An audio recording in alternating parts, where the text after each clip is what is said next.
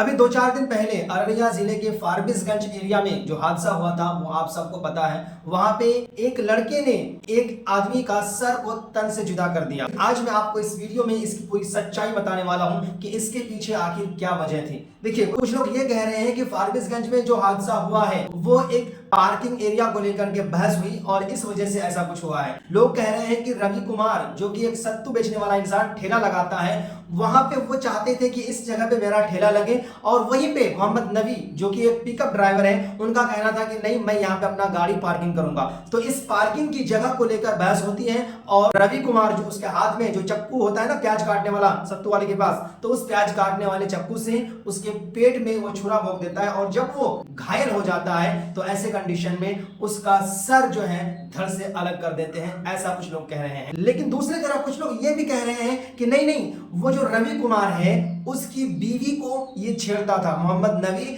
Daily उसके पास आकर के उसको छेड़ा करता था और बोलता था कहां है तेरी बीवी को बुला, यानी कि एक अभद्र शब्द का यूज किया करते थे। ऐसा कुछ लोग ये भी आरोप लगाते हैं और आज मैं इस वीडियो में आपको ये क्लियर करने वाला हूं कि इसमें से जो दो बातें दो लोग कह रहे हैं, इसमें से कौन सी सच है और कौन सी बात झूठ है। इन चीजों को आप डिसाइड नहीं कर सकते क्योंकि आप वहां तक नहीं गए हैं। जो लोग वहां पे जाकर के सवाल जवाब कर रहे हैं, जो लोगों से मिल रहे हैं, वो बेहतर बता सकते हैं कि यहाँ पे क्या हादसा हुआ है। आपको जो सोशल मीडिया पे दिखाया जाता है इसका मतलब ये नहीं है कि जो लोग सोशल मीडिया पे कह रहे हैं वही सच होंगे। आइए मैं आपको एक वीडियो दिखाता हूं जहां पे उसके भाई से खुद सवाल जवाब किया गया। रवि कुमार जो है उनके बड़े भाई से खुद ये सवाल जवाब किया गया, जहां पे ये बताया गया कि रवि कुमार और मोहम्मद नबी के साथ जो कुछ भी हुआ है इसकी वजह क्या है, और ये वजह उनका भाई जो कह रहा है वो ये है। आप देखिए इस वीडियो को। आप लोग को पता चला कि किस क्या था बात, क्या विवाद था, किस वजह से जो इस प्रकार प्रहार किया?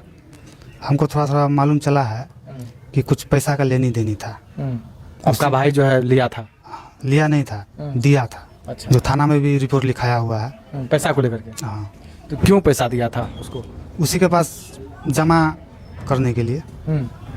अब बोला कि छत डालेंगे। इनके भाई का कहना है कि मोहम्मद नबी के पास मेरा भाई यानी कि रवि कुमार कुछ पैसे दे करके रखा था, यानी कि उसको पैसे जमा करके रखता था उसके पास, मोहम्मद नबी के पास। दोनों आपस में एक दोस्त हैं, वो अपना पैसा जो भी इनकम करता था वो मोहम्मद नबी के पास जमा किया करता था। लेकिन रवि कुमार के भाई का यह भी कहना है कि वो अब जो है उससे पैसे मांग रहे थे कि भाई जो पैसे मैं तुम्हारे पास जमा रखा था वो पैसे अब तुम मुझे दो, लेकिन मोहम्मद नबी ये पैसा देने से इनकार कर रहे थे, ऐसा इनके भाई का कहना है। लेकिन इसमें जो लोग ये कह रहे थे कि पार्किंग की वजह से ऐसा हुआ है, तो कहीं ना कहीं इसकी भाई के बात से ये समझ में आता है कि पार्किंग वाली जो बात है ये सरासर झूठ है। और जो लोग ये भी कह रहे थे कि रवि कुमार की पत्नी के साथ जो छेड़खानी किया करता था मोहम्मद नबी, इस वजह से उसको मारा गया, तो ये बातें कहां तक सही है इसको इसके भाई के मुंह से सुनकर के आप समझ जाएंगे। तो एक बार फिर से आप इस वीडियो को देखिए। तो रवि चौहान जो आपका भाई था उसका शादी विवाह हुआ था कि नहीं हुआ? नहीं हुआ है। हाँ? अभी नहीं हुआ। तो आपने सुना कि इनका सगा भाई खुद कह रहा है कि अभी तक रवि कुमार का शादी हुआ ही नहीं है।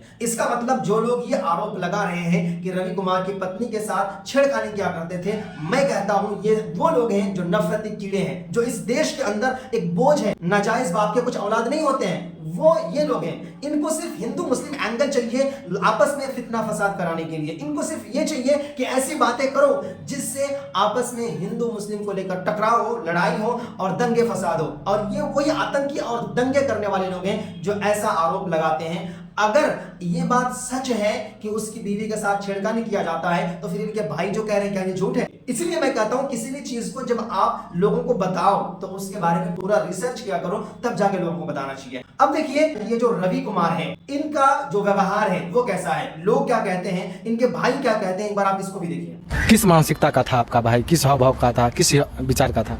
बहुत गंदा विचार का था। नशा, हमेशा नशा पानी, नशा में चूर रहता था। नशा में एकदम चूर रहता था? नशा में क्या क्या नशा करता था? दारू गांजा तो डेली पीता था 100%।